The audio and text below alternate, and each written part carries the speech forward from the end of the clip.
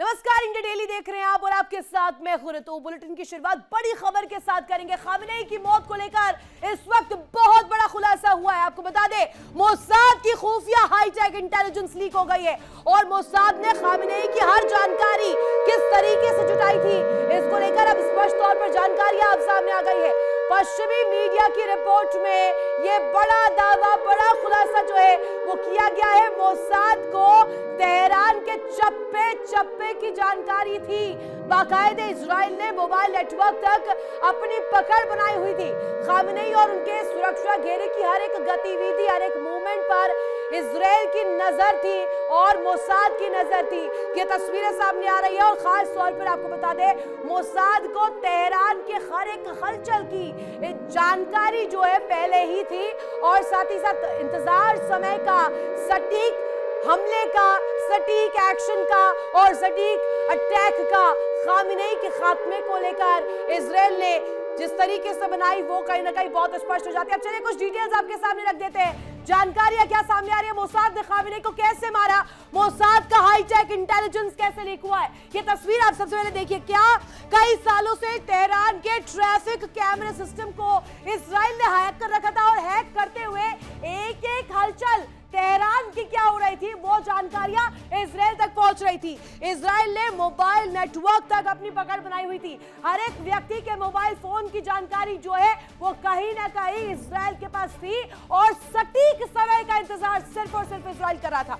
और जानकारी आप जरा देते हैं, मोसाद ने खामेनेई को कैसे मारा, इस ऑपरेशन को कैसे चलाया गया और हाईटेक इंटेलिजेंस जो है मोसाद की वो कैसे काम कर रही थी। खामेनेई और उनके सुरक्षा घेरे की हर एक गतिविधि पर पैनी नजर, तेज नजर जो है मोसाद की बनी हुई थी, बेंजामिन नेतन्याहू की बनी हुई थी और साफ तौर पर मोसाद को तेहरान के चप्पे चप्पे की जानकारी थी। एक एक हलचल, एक एक मूवमेंट जो है वो कहीं ना कहीं इजराइल की नजर उस पर बनी हुई थी कि कहां कहां खामेनेई जा रहे हैं, किस किस से मिल रहे हैं, क्या मीटिंग हो रही है, क्या खुफिया जानकारियां हैं। एक एक इंफॉर्मेशन इस वक्त जो कहा जा रहा है, जो जानकारी मिल रही है, इसके हिसाब से ये इंटेलिजेंस जो है बहुत पहले लीक हो चुकी थी। और ये तस्वीर, ये जो तस्वीर है, इस वक्त प्रचंड महायुद्ध की स्थिति और इस वक्त इजराइल, ईरान, अमेरिका के बीच जो बारूदी घमासान है उसकी 6 तस्वीरें आपको नजर आ रही होंगी। पहली तस्वीर आप देखिए किस कदर विध्वंस लाया गया। दूसरी तस्वीर में भी आपको नजर आ रहा होगा वो जो लाइट है वो मिसाइल की लाइट किस तरीके से बताने के लिए काफी है कि ईरान को लेकर इजराइल और अमेरिका के जो मंसूबे हैं अभी ठंडे कुछ समय में नहीं पड़ेंगे। ये आने वाले विध्वंस की तस्वीर है। तीसरी तस्वीर अब जरा देखिएगा। ये तीसरी तस्वीर जो है जिसमें बारूद, धुआं धुआं आसमान, ये दिखाता है कि ऑपरेशन किस तरीके से चलाया गया, बाकायदे माकूल तरीके से प्लानिंग की गई। और फोर्थ पिक्चर आप जरा देखिए। ये फोर्थ वीडियो में जो आपको आसमान में उड़ता हुआ और घेरे में जो ये तस्वीर नजर आ रही है जिसमें धुआं आसमान होता हुआ नजर आ रहा है, ये अलग अलग इलाके हैं दरअसल ईरान के, जहां पर सटीक प्रिसाइज अटैक्स जो है अमेरिका और इसके साथ इजराइल ने मिलकर के किए हैं। इसी वजह से बेंजामिन नेतन्याहू भी कह रहे थे कि अब किसका राज होगा, ये अमेरिका और इजराइल डिसाइड करेगा। फिफ्थ पिक्चर देखिए जरा, जहां पर किस तरीके से अटैक किया गया। रात के अंधेरे में भी नहीं रुके, रात के अंधेरे में भी एक एक कर कई बम गिरे हैं और ड्रोन्स लगातार देखे गए। छठी तस्वीर आप जरा देखिए। सिक्स्थ पिक्चर आप देखेंगे तो आपको सिर्फ और सिर्फ उस पिक्चर में धुआं ही नजर आ रहा होगा, सिर्फ विध्वंस नजर आ रहा होगा। यही विध्वंस जो है अमेरिका चाहता था, क्योंकि न्यूक्लियर प्रोग्राम को लेकर जो हवाला दे रहा है इस वक्त अमेरिका और इजराइल की तरफ से जो कहा जा रहा है, खुले फ्रंट पर अब अमेरिका खेल रहा है, खुले फ्रंट पर अब बात रख रहा है कि अमेरिका फर्स्ट नीति के तहत अमेरिका काम कर रहा था और ऑपरेशन जो है अमेरिका ने इसी परिप्रेक्ष्य में चलाया था। अमेरिका ने इसी पर्सपेक्टिव से ये ऑपरेशन जिसे अंजाम दिया गया और ये ऑपरेशन जिसमें इजराइल सबसे इंपॉर्टेंट और अगर कहा जाए जो कि हम कहते भी है किंग मेकर भूमिका इजराइल ने निभाई है, जिसमें सीधे तौर पर अमेरिका के साथ मिलकर ये गुटबाजी करते हुए जो ये वेस्ट ब्लॉक इकट्ठा होकर ये कहीं ना कहीं ईरान पर जो ये कहीं ना कहीं बमबारी की है, बमों की वर्षा की है, जिससे इस वक्त शहर के शहर ईरान के खंडहर में तब्दील नजर आ रही है। 6 तस्वीरें आपने देख ली। अब जरा खास मेहमान जो मेरे साथ जुड़े हुए हैं उनसे आपका तारुफ करवा दूं। कर्नल एसके मलिक रिटायर्ड रक्षा विशेषज्ञ हमारे साथ कनेक्ट है, दामोदर सिंह रक्षा विशेषज्ञ हमारे साथ कनेक्ट है और मल्लिका पांडे जी हमारे साथ कनेक्ट है, विदेश मामलों की जानकार है।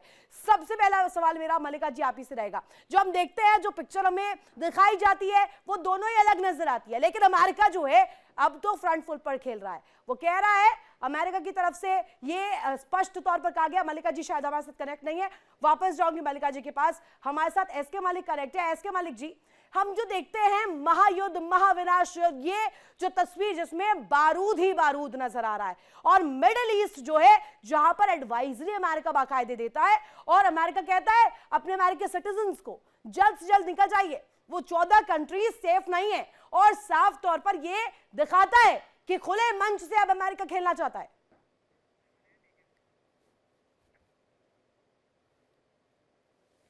हाँ, आपको आवाज मिल रही मेरी? जी जी बाबुलंद जी, देखिए, जो स्थिति ऑपरेशंस की आज चौथे दिन के बाद पहुंची है, इसमें साफ साफ ये दिखता है कि जो पहले दिन से हम अपने विचार रखते रहे हैं कि अमेरिका इजराइल बहुत सोच समझ के इस ऑपरेशन को शुरू किए हैं।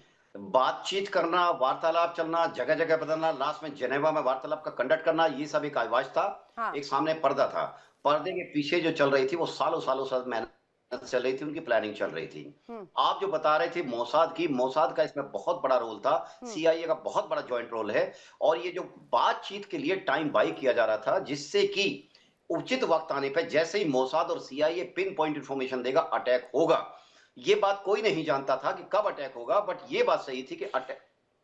Hello, can you help me please? जी जी बोलिए बोलिए। जी जी, तो मैं ये बता रहा था आपको कि ये पूरा इंटेलिजेंस गैदरिंग और इंटेलिजेंस, देखिए मोसाद इतने डीपली पेनिट्रेटेड है पूरे ईरान के अंदर, सिविल एडमिनिस्ट्रेशन भी और मिलिट्री के अंदर भी मोसाद के एलिमेंट अच्छी तरह से वहां पे और वहां की गवर्नमेंट के अंदर CIA के एलिमेंट है, जो कि इतनी पिन पॉइंट इंफॉर्मेशन और वैसे भी देखा जाए टेक्नोलॉजी का इस्तेमाल करने के लिए CIA और मोसाद दोनों जगजाहिर है, इतने विख्यात है। लेकिन मोसाद की मूवमेंट, मोसाद की जो इंटेंशन है वो हम देख रहे हैं बहुत क्लियर हो गया था, क्योंकि साल दर साल अगर आप रेकी कर रहे हैं, रेकी करते हुए हर एक मूवमेंट को ट्रेस कर रहे हैं। डॉक्टर DK गुप्ता हमारे साथ कनेक्ट हो गए, विदेश मामलों की जानकार है, जरा उनके पास जाना चाहूंगी और जानना चाहूंगी सर, मोसाद जो है सबसे हाईटेक इंटेलिजेंस के रूप में देखा जाता है और इस वक्त अगर मोसाद को लेकर यह इंफॉर्मेशन आ रही है अटैक के बाद कि मोसाद ने हर एक चीज पर नजर बनाई हुई थी, हर एक मूवमेंट को ट्रेस किया था,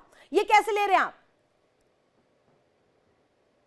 स्वाभाविक है और इस बार का जो अटैक हुआ है ये बहुत बड़ा फेल्योर ईरान का रहा है। मोसाद जो पिछली बार अटैक किया था फर्स्ट डे ऑफ जून, उसमें टनल में छिपे हुए थे साइंटिस्ट और कमांडर्स।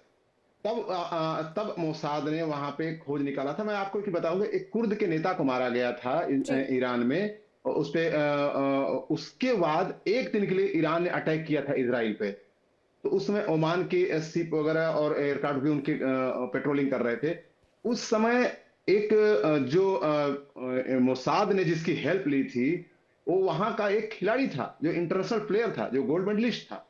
उस व्यक्ति ने उसकी मुखबरी की थी। तो मोसाद जो है, ऐसा नहीं कि दूसरे देश की एजेंसी प्रोफेशनल नहीं है या वो नहीं कर सकते, लेकिन एक होता है कि मैं अपने टारगेट पर बिल्कुल कॉन्सेंट्रेट हूं, उसके लिए मुझे कुछ भी करना पड़े। अब यहाँ पे देखिए कि पिछले 6-7 महीने से जो ट्रैफिक सिग्नल है उसको हैक कर रखा था इजराइल ने।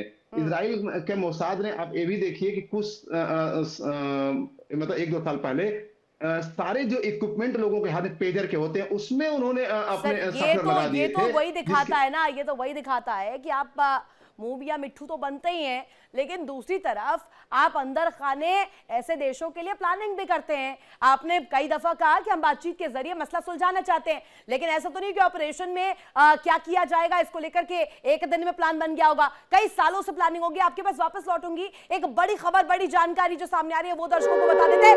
ईरान का अमेरिकी बेस जिस पर बड़ा हमला है, इसको लेकर बड़ी जानकारी, और ये बड़ी वॉल पर हम बड़ी पिक्चर दिखाते हैं। ईरान का अमेरिकी बेस पर बड़ा अटैक और सीधे तौर पर ईरान ने 20 ड्रोन जो है और 3 मिसाइलें दागी हैं बहरीन में। एक अमेरिकी बेस पर हमला किया गया है, IRGC के द्वारा यह दावा किया गया। तस्वीरें जरा देखिए, ये गोल घेरा जो आपको नजर आ रहा होगा, इसमें स्पष्ट तौर पर आपको नजर आ रहा है ये जो काउंटर अटैक्स है, यही वजह बना है। और इसी को लेकर के डोनाल्ड ट्रंप कह भी रहे थे, अगर ये वापस से जवाब देते रहेंगे और तब तक अमेरिका कहर बरपाता रहेगा ईरान पर, इसी तरीके से कहर बरसते रहेगा बमों के जरिए, मिसाइलों के जरिए। अब IRGC का जो ये दावा है कि IRGC लगातार ऑपरेशन जो है, काउंटर ऑपरेशन चला रही है, साथ ही साथ अमेरिकी बेस पर अटैक की है, वही प्रॉक्सी देश जहां पर अमेरिकी बेसेस है। और साथ ही साथ ये तस्वीर, ये जो गोल घेरा आपको नजर आ रहा होगा, ये ड्रोन और ये साथ ही साथ मिसाइल जो है, वो तस्वीर कहीं ना कहीं दिखाता है कि कोशिश यहां पर ईरान जो है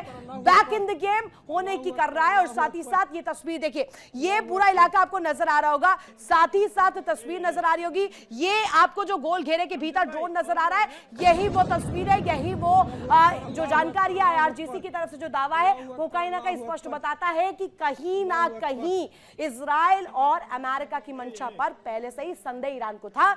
और इसी को लेकर के करेंगे चर्चा। हमारे साथ खास मेहमान लगातार बने हुए हैं, SK मलिक सर भी जुड़े हुए हैं, दामोदर सिंह भी जुड़े हुए हैं, आपको बड़ी स्क्रीन पर नजर भी आ रही है। मलिका जी हमारे साथ कनेक्ट है। मलिका जी, हम कितने दिनों से चर्चा कर रहे हैं, हम बात कर रहे हैं इसको लेकर के कि ईरान क्या करेगा, अमेरिका क्या करेगा, इजराइल क्या करेगा, लेकिन ऐसा तो नहीं है ना मैम कि हम ऑपरेशन चलाएं और वो एक दिन में प्लान बन जाए। ये कई सालों से हो रहा होगा ना, फिर तो ये हिपोक्रेसी दिखाता है कि एक तरफ आप कहते हैं कि बातचीत के जरिए मसला सुलझा लीजिए, लेकिन ये बातचीत एक तरफ आप कर रहे हैं और दूसरी तरफ आप हैक भी कर रहे हैं सिस्टम को, इंटेलिजेंस का यूज करते हुए। बिल्कुल रितु जी, इसमें एक और अगर थोड़ा हिस्टोरिकली लिया जाए तो ईरान ने एक एंटी मोसाद सेल बनाया था, जिसका 2024 में उनके जो एक्स प्रेसिडेंट थे, जिनकी अभी स्ट्राइक्स में भी मौत हो गई, तो वो एंटी मोसाद सेल के जो हेड थे वो भी एक मोसाद एजेंट निकले थे। और 20 और एजेंट जो एंटी मोसाद सेल था जो ईरान में था, तेहरान में था, उसके भी जो एजेंट्स थे वो भी मोसाद के एजेंट्स ही निकले। तो देखिए, मोसाद और CIA ने इस बार काफी टारगेटेड अटैक्स किए हैं, बट ये काफी मिसकैलकुलेट हो गए ऋतु जी उनकी तरफ से। उनको लगा था कि अगर वो पावर सेंटर, नर्व सेंटर में ईरान की मारेंगे और उनको टॉपल कर देंगे तो सब कुछ ठीक हो जाएगा। बट ऋतु जी, ऐसा बिल्कुल भी केस नहीं रहा है। ईरान इसकी तैयारी काफी टाइम से कर रहा है। देखिए, 47 ईयर से, जब से IRGC और 1979 से जब से खामेनी पावर में आए हैं, तब से ये कंटिजेंसी प्लान बना रहे हैं। इनफैक्ट कुछ हफ्ते पहले आप देखेंगे कि ईरान के सुप्रीम लीडर ने ये मीटिंग भी ली थी, जिसमें उन्होंने ये काफी ऑल्टरनेटिव्स भी बता दिए थे, काफी मल्टी लेयर सिस्टम भी बता दिए थे कि अगर मुझे कुछ होता है तो कौन पावर में रहेगा, second in command, third in command, उन्होंने सब डिसीजन ले लिए थे, क्योंकि उनको ये आभास था कहीं ना कहीं कि अटैक जरूर ऐसा आएगा। तो ऋतु जी, कंटिजेंसी प्लान देखिए कि ईरान का बात बनी क्यों नहीं, दिक्कत तो वहीं पर है ना कि आप एक हाथ में कह रहे हैं कि आप हिपोक्रेसी चलाइए, एक हाथ में आप अमेरिका फर्स्ट का हवाला दे देते हैं, एक तरफ आप कहते हैं कि हमें तो अमेरिकियों को सुरक्षित करना है, हमारा मकसद ये है। रितु जी, देखिए, at the end of the day हमें ये समझने की बात है कि डोनाल्ड ट्रंप एक बिजनेसमैन है। जितनी ज्यादा लड़ाइयां होंगी देश और दुनिया भर में, उतनी ज्यादा अमेरिका की आर्म्स और एम्यूनिशंस की दुकान बढ़ेगी। तो वो बिल्कुल, उनको इस वॉर से कोई फर्क नहीं पड़ता, उनको न्यूक्लियर से कोई भी फर्क नहीं पड़ता। अगर आप आज मुझसे पूछे तो उनको इससे, देखिए, जब वो ग्रीनलैंड जैसी जो अपनी नेटो के उसमें उनके अंडर में देश को आंखें दिखा सकते हैं, डेनमार्क को आंखें दिखा सकते हैं, उसका रिटेलिएशन कैसे हुआ? जितने भी नेटो के देश थे उन्होंने आर्म्स और एम्यूनिशन खरीदने शुरू कर दिए। यहाँ भी कुछ ऐसे ही होने वाला है। और कि जब हम बात कर रहे हैं, हम इस पर चर्चा कर रहे हैं मलिका जी, लेकिन इस बीच भी हलचल जारी है और इसी को लेकर एक बड़ी खबर भी आ रही है। वापस आपके पास लौटूंगी। नतांज न्यूक्लियर प्लांट हमले पर बड़ा खुलासा सामने आया, बड़ी खबर इसी को लेकर। अमेरिका ने B-1 मिसाइल से निशाना साधा है, नतांज न्यूक्लियर प्लांट को निशाना बनाया गया। यही बड़ी तस्वीर है और यही बड़ी खबर भी इस वक्त की है।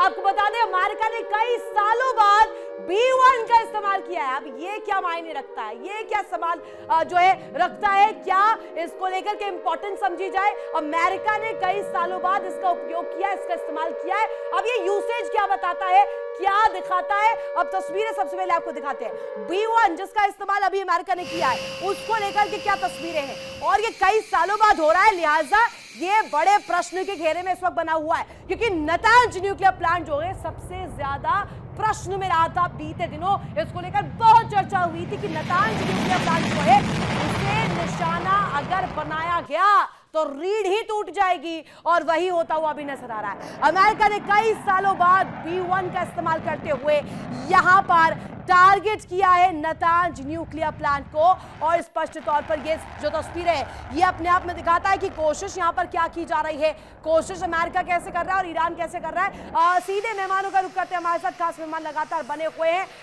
दामोदर जी, हम देखते हैं B1 का इस्तेमाल इतने सालों बाद करना ये क्या दिखाता है, कोशिश क्या है कि जितने भी जंगी बेड़े में हथियार है, जितनी मिसाइलें हैं, जितने ड्रोन है, सब खोल दीजिए भैया, वॉर गेम शुरू हो चुका है। B1 का इस्तेमाल ये दिखाता है कि उनके पास लॉन्ग रेंज स्ट्राइक के लिए इससे बेहतर कोई भी फाइटर नहीं था। और मैं बता दूं, B1 एक मिसाइल नहीं है, ये एक फाइटर है जिसको उन्होंने पहले भी 1986 से ये यूएस के पास है और 12,000 किलोमीटर तक की इसकी रेंज है। इससे बेहतर स्ट्रेटेजिक वेपन कैरी करने के लिए कोई और उनके पास फाइटर नहीं था जिसका उन्होंने इस्तेमाल किया। इससे पहले भी ऑपरेशन डेजर्ट फॉक्स में और अफगानिस्तान पे इसका इस्तेमाल किया गया था अमेरिकन के द्वारा। तो ये दिखाता है कि अमेरिका ने पूरी सुनियोजित रणनीति के तहत ईरान के ऊपर सारी चीजें प्लान कर रखी थी, कब कहां पर कौन सा वेपन, कौन सा फाइटर, कौन सा उन्हें जेट यूज करना है, कौन से उन्हें फ्लीट यूज करनी है, कहां से उन्हें मिसाइल लॉन्च करनी है, सारी तैयारी थी।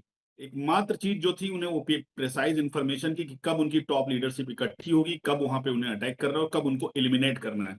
वो नहीं चाहते थे कि उनका कोई भी हमला व्यर्थ जाए या किसी भी तरह से ईरान को अलर्ट होने का मौका मिले, और वो मौका जैसे उनको मिलता उन्होंने अटैक किया। और इसके अलावा भी ईरान को अब चूंकि न्यूक्लियर साइट पे हमले की बात आ रही, तो न्यूक्लियर साइट पे अगर कोई भी हमला किया जाएगा, क्योंकि इतनी महफूज है वो ऑलरेडी, फार्दो के अंदर जब हमला हुआ था इससे पहले अमेरिका ने टारगेट किया था, B2 का यूज किया गया था। इस बार वो और इसे घातक बनाने के लिए B1 का यूज कर रहे हैं। पर एक चीज समझनी होगी कि किसी भी तरह से नतान न्यूक्लियर प्लांट हो या इजराइल के भी कुछ दिन बट पहले दामोदर जी हम देखते हैं कि अमेरिका की जो पॉलिसी होती है वो सबसे पहले अटैक करने की जब शुरुआत करता है तो टॉमहॉक मिसाइल्स से करता है। टॉमहॉक मिसाइल्स यूज करने के बाद वो आता है B2 बॉम्बर्स की सिलसिले में। उसके बाद हमने पहले से देखा था USS अब्राहम लिंकन पहले ही लगा रखा था उन्होंने घेराबंदी के लिए। अब ये मिसाइलों का चेंज होना, दिखाना, क्या ये भी प्लान का हिस्सा है? Plan A, plan B, plan C, ये पूरा तैयार अमेरिका ने रखा, ये साफ स्पष्ट होता है इससे। हर एक प्लान के पीछे एक बैकअप प्लान होता है किसी भी लड़ाई में, चाहे वो हमारा रिजर्व हो, बहुत सारी चीजें हर एक लेयर में काम किया जाता है, हर एक तरह से स्ट्रेटजी बनाई जाती है। तो यहाँ पे अमेरिका को जो भी उनके स्ट्रेटजिक थिंकर है उन्हें लगा होगा, या उनकी जो भी आर्म फोर्सेस के जो सीनियर लीडरशिप है, कि यहाँ पे हमें कौन सा एक ऐसा बॉम्बर यूज करना जो कि उसे ईरान का जो एयर डिफेंस सिस्टम है उसको भी चकमा दे पाए। और ऑलरेडी उन्होंने ये किया, बहुत अच्छे से साबित किया, होम ग्राउंड बना दिया उन्होंने अपने वेपन्स के द्वारा। ईरान का कोई भी एयर डिफेंस सिस्टम इस समय काम नहीं कर पा रहा। अभी जंग से 2-4 हो रही है, 2-4 और भी वॉर फ्रंट्स ऑलरेडी खुले हुए हैं, लेकिन अमेरिका सुपर पावर को इतनी क्या जल्दी थी इस वॉर फ्रंट को भी खोलने की? सबसे बड़ा सवाल तो यही है ना दामोदर जी। वापस लौटूंगी। इस बीच एक बड़ी खबर जो कि सूत्रों के हवाले से इस वक्त की सबसे बड़ी खबर है, अमेरिका पर न्यूक्लियर टेस्ट करने का भी शक जताया जा रहा है और अमेरिका के नेवादा में 100 से ज्यादा भूकंप के झटके महसूस किए गए हैं। यही बड़ी तस्वीर है इस वक्त की और यही सबसे बड़ी खबर अभी इस वक्त, अगर जो समय की सुई जो इशारा कर रही है, जो वक्त बता रही है, उस वक्त की ये सबसे बड़ी खबर है अमेरिकी न्यूक्लियर टेस्ट को लेकर, जहां साइट पर कई झटके महसूस किए गए। एरिया 52 इलाके में अमेरिका के परमाणु हथियार जो कि जानकारी मिल रही है, वहां पर भूकंप के झटके होना, ये क्या दिखाता है? तस्वीरें जरा जल्दी से दिखा देते हैं। ये वो विध्वंस है जो कि कहा जा रहा है कि अगर ये खबर प्रमाणिक हो जाती है, अगर ये स्पष्ट हो जाती है, फैक्चुअल इंफॉर्मेशन इसको लेकर अगर आ जाती है कि सच में अमेरिका ने ये परमाणु परीक्षण कर लिया है, तो क्या होगा दुनिया का? अगर सुपर पावर इस तरीके की हिमाकत करता है, सुपर पावर अगर ये न्यूक्लियर टेस्ट कर लेता है, तो किस तरीके से पूरी दुनिया पर ये बमबारियों का जो सिलसिला है ये दूसरी तस्वीर लेगा। करेंगे इसी पर चर्चा। मलिका जी, इस पर जरा एक रिएक्शन आपका बनता है। ये परमाणु परीक्षण, सुपर पावर तो बड़ी बड़ी बातें करता था, बड़े बड़े दावे करता था न्यूक्लियर वेपन्स को लेकर, हथियारों को लेकर, ईरान को भी तो इसी के लिए घेरा था ना। अब ये खुद टेस्ट, अगर ये खबर सच हो जाती है तो कितना इंपॉर्टेंट होगा? देखिए रितु जी, हिपोक्रेसी की भी हद होती है। ये वही अमेरिका है जिसने पाकिस्तान के को बिल्कुल सपोर्ट किया है न्यूक्लियर वेपन बनाने में, जबकि पाकिस्तान ने, देखिए हमने, चाहे इंडिया ने बिल्कुल अकॉर्ड साइन किया है जिसमें इंडिया बोलता है कि हम किसी पर भी पहले न्यूक्लियर अटैक नहीं करेंगे, कभी भी न्यूक्लियर यूज नहीं करेंगे। बट पाकिस्तान ने कभी अकॉर्ड भी साइन नहीं किया, और उसको किसने मदद की? हाँ वो it is the only Muslim nation, Islamic nation जिसके पास आज के टाइम में न्यूक्लियर वेपन है। तो डेफिनेटली अमेरिका ने उसको हेल्प किया है। आज अमेरिका वही चीज ईरान को नहीं करने दे रहा है, आज अमेरिका वही चीज किसी और कंट्री को नहीं करने दे रहा है। हाँ। तो हिपोक्रेसी तो वहीं से शुरू हो जाती है रितु जी। और ये जहां तक बात बात आती आती है, मीडिया दावा कर रही है मलिका जी, अभी खबर कुछ प्रमाणिक नहीं हुई है, कुछ इसको लेकर के पूरी डिटेल्स भी नहीं आई है, लेकिन अगर 100 झटके महसूस किए गए नेवादा इलाके में, 105 किलोमीटर का रेंज है, और अगर वहां पर ये झटके महसूस होते हैं तो स्पष्ट होता है कि हर चीज प्राकृतिक नहीं हो सकती है, एटमॉस्फेरिक नहीं हो सकती है। अगर ये टेस्ट हुए हैं तो इसका रेपरकशन क्या होगा? दुनिया अब अमेरिका को कैसे बड़े सवाल के जरिए टारगेट करेगी इसके बाद? रितु जी देखिए, जो झटके की आप बात कर रहे हैं, ये कल भी रिपोर्ट हुआ था कि यूएस जो जियोलॉजिकल सर्वे है उसने करीब करीब 16 मॉडरेट झटके ऐसे महसूस किए। तो डेफिनेटली, और नेवाडा वो शहर है जो यूएस का काफी सीक्रेटिव मिलिट्री बेस रहा है।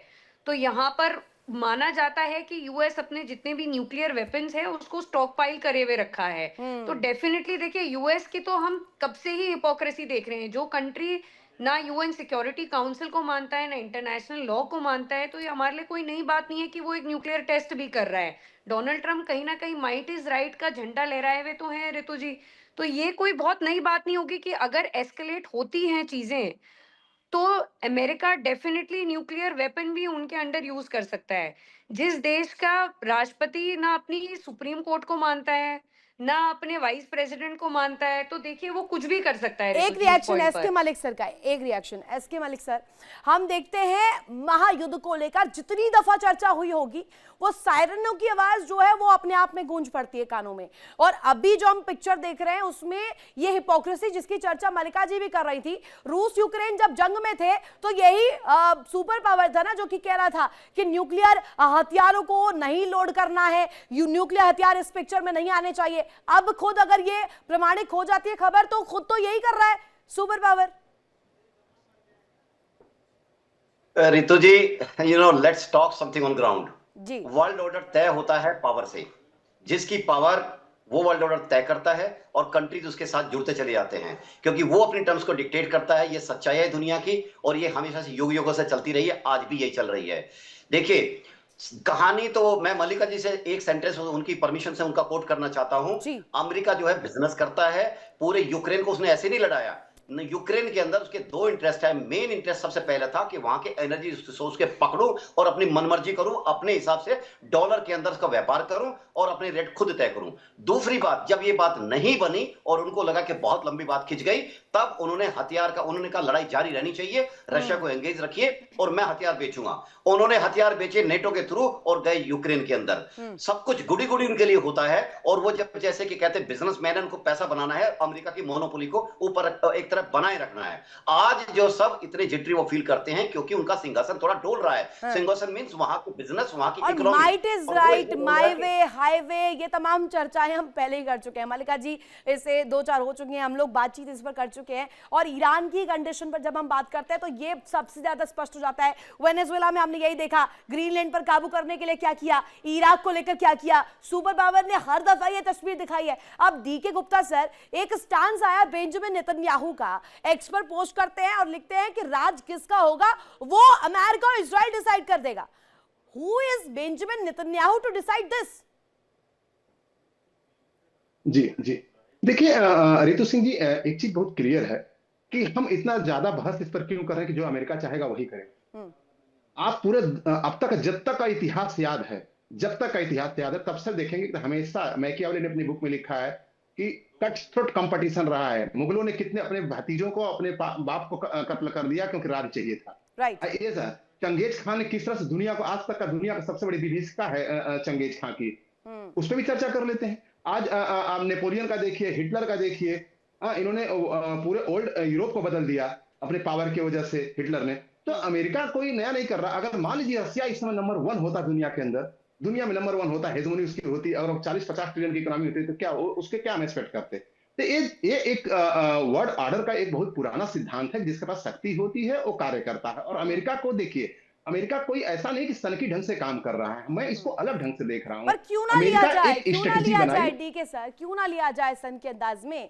एक तो वो किम जोंग उन है, वो कुछ कहते हैं वो कुछ करते हैं, दूसरी तरफ अभी डोनाल्ड ट्रंप भी तो वही छवि बना रहे हैं ना अपनी। दामोदर जी एक लास्ट रिएक्शन, एक छोटा रिएक्शन दीजिएगा। हम जब बात करते हैं डोनाल्ड ट्रंप की, वो एक पक्ष रखते हैं अमेरिकी फर्स्ट नीति को लेकर, उस पॉलिसी को लेकर, लेकिन ये ना भूले कि वो सुपर पावर है, उस हैसियत से तो कम से कम ये अटैक नहीं होना चाहिए था ना। अमेरिका अगर ऐसी चीजें सोचता है तो अमेरिका का एक वार बता दीजिए जिसमें विदेशी युद्ध भूमि में जीता। वियतनाम में वो उन्होंने मार खाई। इसके अलावा आप बात करें इराक के अंदर वो फेल रहे, अफगानिस्तान के अंदर बड़ी शर्मिंदगी के साथ उनको बाहर जाना पड़ा। तो इस बार तो मुझे लग रहा है अमेरिका बहुत कॉशियसली कोई भी स्टेप रखेगा। और ग्राउंड फोर्सेस की जो बातें करें, मैं पूरी तरह रूल आउट करता हूँ, ग्राउंड फोर्सेस का इंटरवेंशन नहीं होगा यहाँ पर। अमेरिका ने मुंह की खाई हर जगह और वो सबक उसके पास है ऑलरेडी हिस्ट्री में। सीरिया हो या अफगानिस्तान या इराक हो या वियतनाम हो, हर जगह अमेरिका को मुंह की खानी पड़ी जहां पर भी उसके ग्राउंड फोर्सेस गए बिना टेरेन को समझे हुए। ईरान इराक नहीं है, ये बात अमेरिका को पता होनी चाहिए। एसके मलिक जी,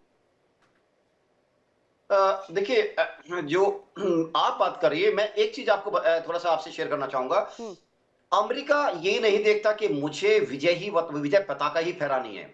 दूसरे देश को बर्बाद कर देना, वहां के रिसोर्सेज का दोहन करके नष्ट कर देना, वहां के व्यापार को अपने करेंसी के थ्रू ढाल लेना, ये भी एक उसकी विजय है। और यही वो चाहता है कि पूरा दुनिया, पूरा वर्ल्ड ऑर्डर उसके हिसाब से चले। वर्ल्ड ऑर्डर की जरूरी नहीं है कि उसकी विजय पताका फहराए। सारा खेल तो कुर्सी का ही है ना, और सुपर पावर उस कुर्सी का इस्तेमाल कैसे करना चाहता है, वही तो सबसे बड़ी इंपॉर्टेंट चीज है। मलिका जी भी कुछ कोट करना चाह रही है, लेकिन मलिका जी एक छोटा सा ब्रेक मुझे लेने का इस वक्त हो गया। एक छोटा सा ब्रेक ले रही हूँ। मेगा कवरेज इस महायुद्ध की स्थिति को लेकर, ईरान, इजराइल, अमेरिका को लेकर लगातार जारी है। इंडिया डेली देखिए इंडिया डेली 24/7 अब आपकी स्मार्ट टीवी पर। इंडिया डेली मौजूद है सभी डिजिटल प्लेटफॉर्म पर लाइव और लगातार। इंडिया डेली 24/7 हर दिन राष्ट्र को समर्पित।